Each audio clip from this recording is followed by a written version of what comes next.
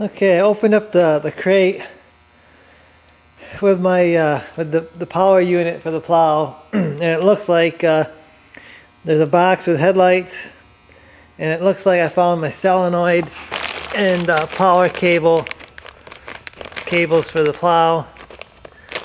Truck side, looks like a truck side control harness, and instructions.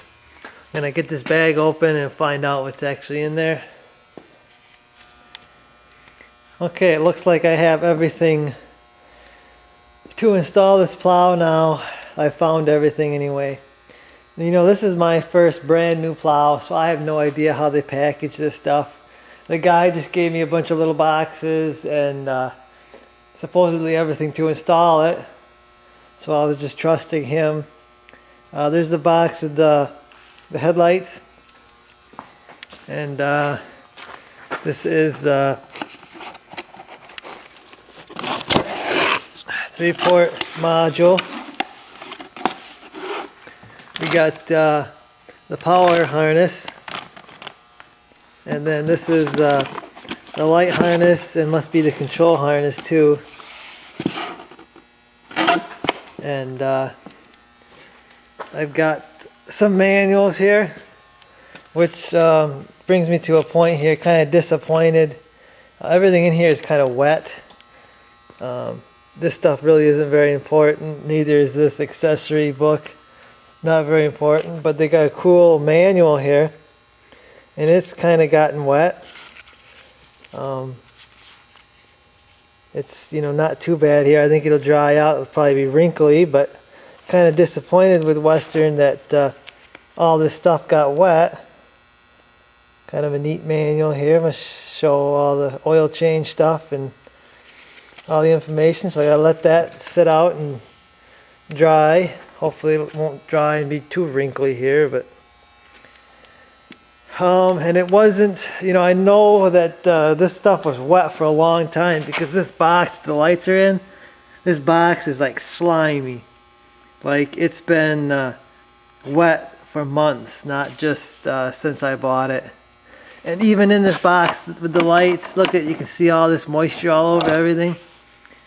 You know, they had it in a bag, but apparently the bag wasn't sealed, so everything got wet here. And pretty disappointing to buy something new and have everything all wet like that.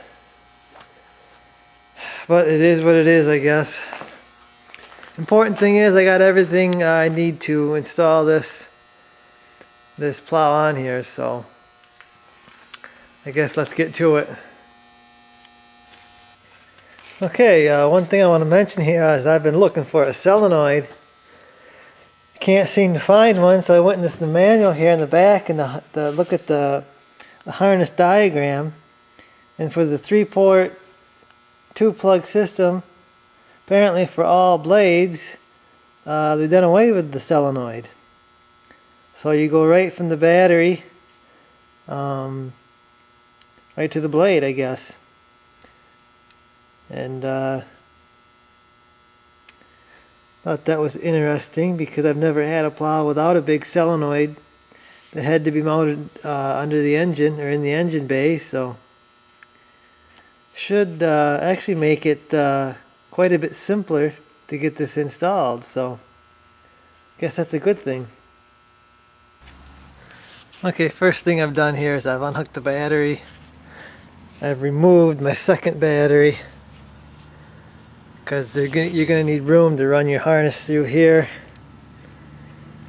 Headlights are gone, and I may have to take off my turn signals, maybe, if I can't splice the wires in.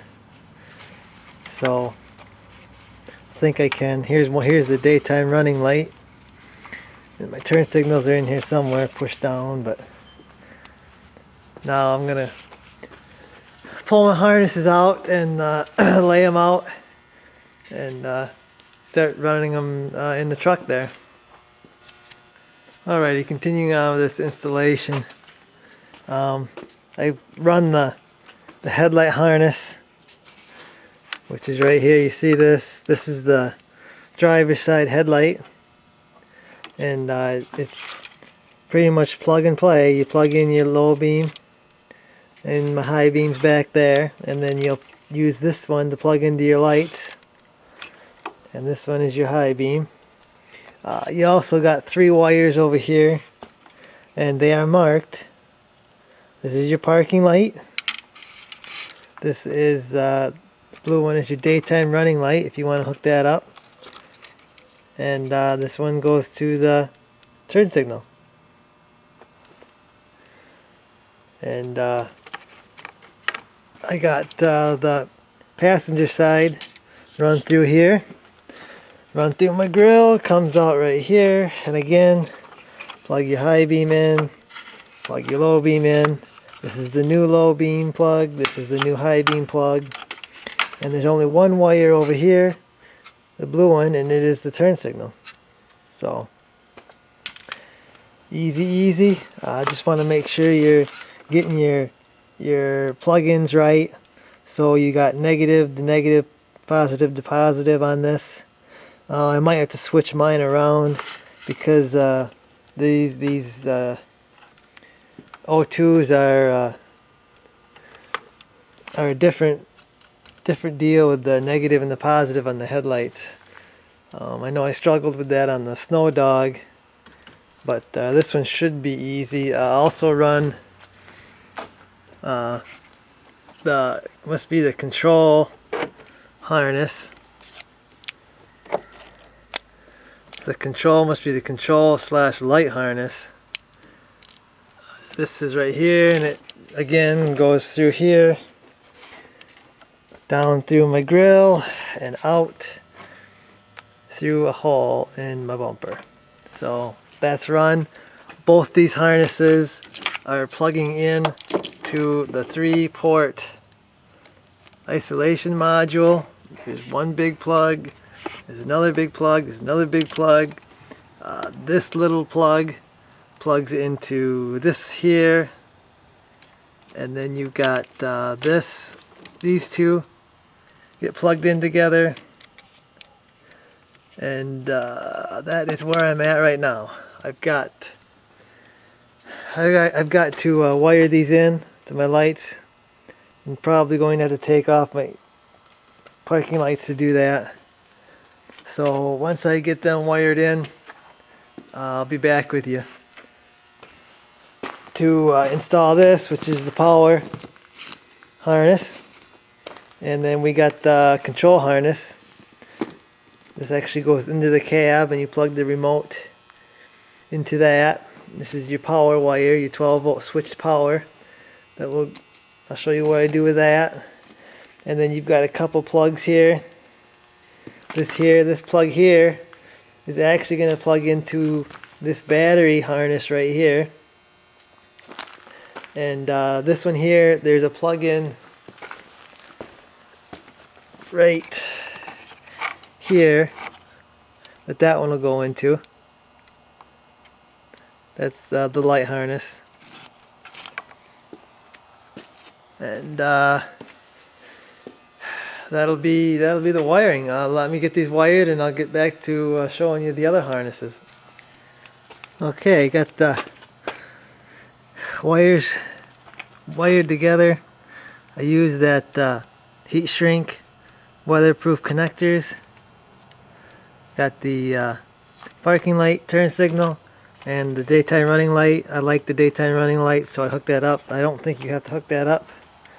And then on this side, all it is the turn signal. Those connectors are really nice and weatherproof. You will not have a bad connection using them. I love them. And that is the extent of the wiring, except for getting a 12-volt power source from in the cab. Other than that, it's all plug and play. You know, there's just plugs. They got to go in, and just got to route the wires. That's really the hard part, is routing all the wires in here out of the way. But it's getting dark. I might have to do the rest of this tomorrow. So Okay, what I've done now, I run my power cables. This is the positive, and I run that to here. I suppose you can go to your battery, but this is like a power source.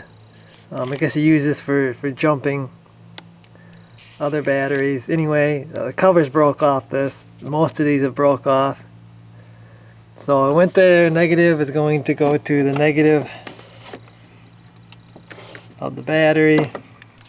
I run that down through here, up through here, down to the grill, and there it is. Okay, got my isolation module up here, velcroed to the electrical box, the fuse box. They give you good velcro, and it stays on there. I plugged in all my deals here. They're marked A goes to A, B goes to B, C goes to C. This is a fuse holder. You got to plug in the ground here. I believe that's what that is. It's a black wire. And then these are turn signals, it says on the wire. You got to plug that together. Like I said, this is mostly all plug and play, easy, simple. I ran my control harness. You see there's a bunch of it is wound in here because I don't need it all. Plugged it in here to the battery. This is the battery harness. And I run it through the firewall. You can see right here where I've got my lights and stuff run through. Run it through into the cab. There it is. I'm going to tie it up. Tie it up right here somewhere. I got the power wire right here. This needs to go to a switched 12-volt source, and I'm going to go in behind this cover there, and I'll show you which one I go with when I do it. And I believe I got you all up to date on what I've got wired. So I believe I am actually ready to wire tie all this stuff up, keep it out of the way, and drop my battery back in. I don't believe I have anything left. All my boxes are empty. So this is the stuff they use, the 3M Velcro dual lock, and it is strong. So I guess I'm going to get my battery back in, and like I said, button everything up, and then I'll show you the 12-volt power source, I guess, in the cab. Okay, I'm about ready to hook up my battery, and I noticed they sent these kind of neat battery deals here where you can you cut your rubber off your cable like I have here, and then you can bolt them in there. You bolt your factory cables in, and then you run a bolt in here to attach your cables. But like I said, I showed you what I did with my positive cable, and I've already made myself up a bolt. This bolt here goes inside the factory thing plug there, and then